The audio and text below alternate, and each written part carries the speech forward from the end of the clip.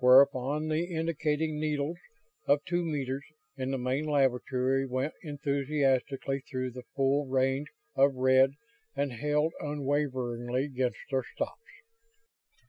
Both Ardens felt the wave of shocked, astonished, almost unbelieving consternation that swept through the observing scientists and, in slightly lesser measure, because they knew less about radiation, through the advisory board itself in a big room halfway across town.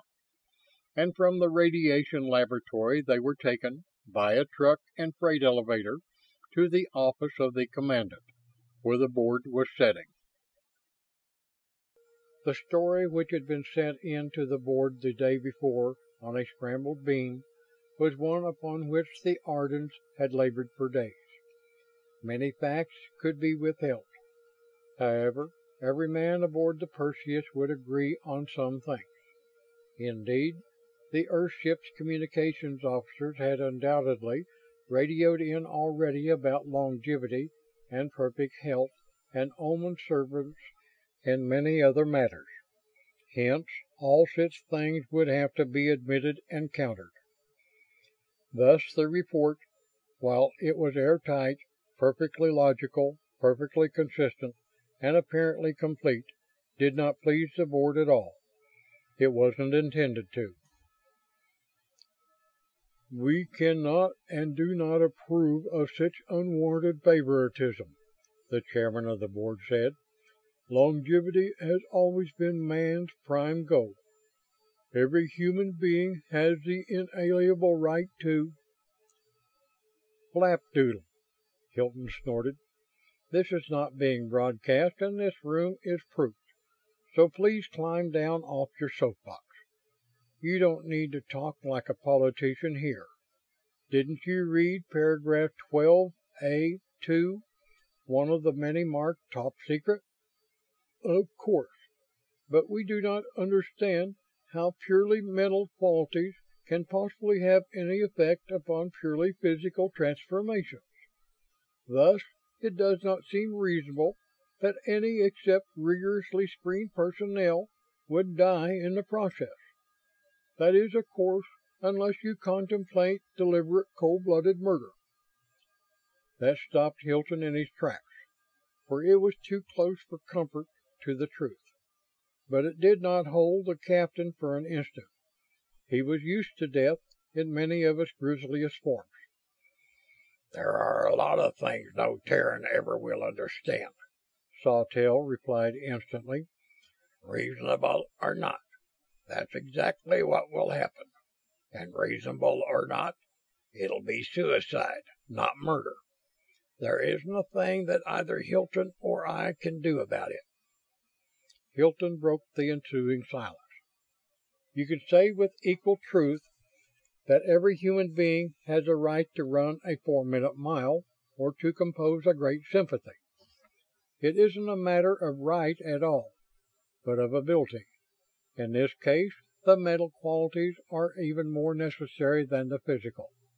You, as a board, did a very fine job of selecting the BuSci personnel for Project Theta Orionis. Almost 80% of them proved able to withstand the Arden conversion.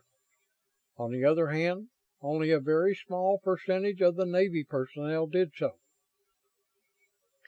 "Your report said that the remaining personnel of the project were not informed as to the death aspect of the transformation," Admiral Gordon said. "Why not?" "That should be self-explanatory," Hilton said flatly. "They are still human and still Terrans. We did not and will not encroach upon either the duties or the privileges of Terra's advisory board. What you tell all Terrans, and how much, and how, must be decided by yourselves. This also applies, of course, to the other top-secret paragraphs of the report, none of which are known to any Terran outside the board." "But you haven't said anything about the method of selection," another advisor complained. "Why, that will take all the psychologists of the world working full-time continuously." "We said we would do the selecting. We meant just that. Hilton said coldly. "No one except the very few selectees will know anything about it, even if it were an unmixed blessing, which it very definitely is not. Do you want all humanity thrown into such an uproar as that would cause? Or the quite possible racial inferiority complex it might set up? To say nothing of the question of how much of Terra's best blood do you want to drain off, irreversibly and permanently? No, what we suggest is that you paint the picture so black, using Sawtelle and me and what all humanity has just seen as horrible examples, that nobody would take it as a gift. Make them shun it like the plague. Hell, I don't have to tell you what your propaganda machines can do." The chairman of the board again mounted his invisible rostrum. "Do you mean to intimate that we are to falsify the record?" he declaimed. "To try to make liars out of hundreds of eyewitnesses?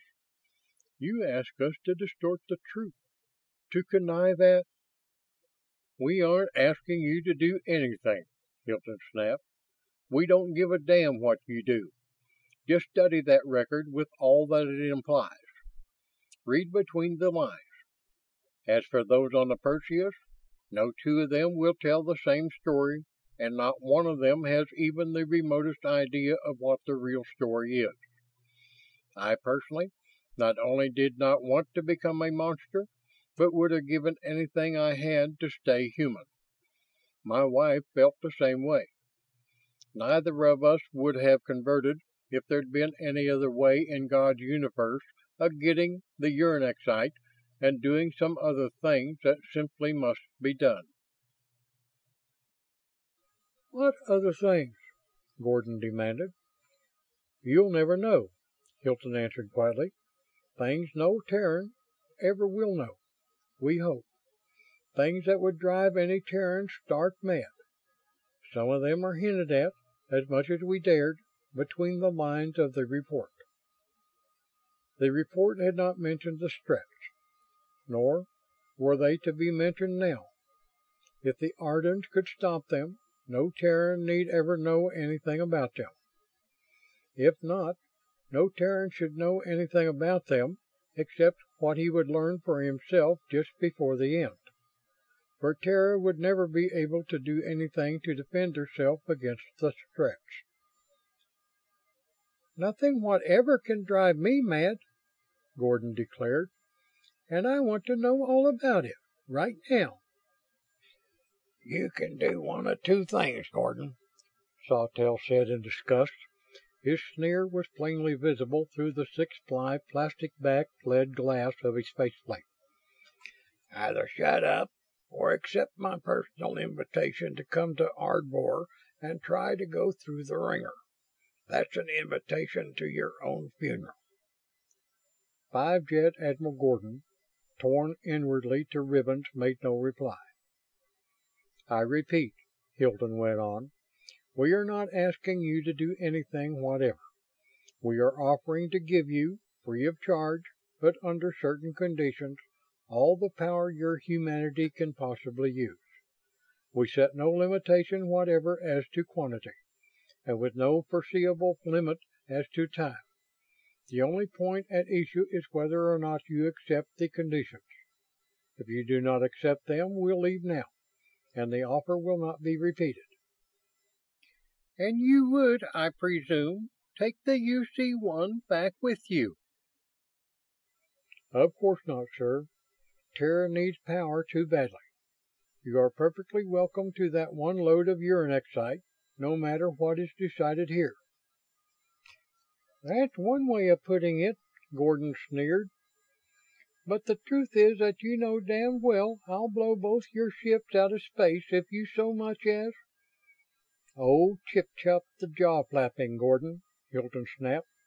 Then, as the Admiral began to bellow orders into his microphone, he went on. "You want it the hard way, eh?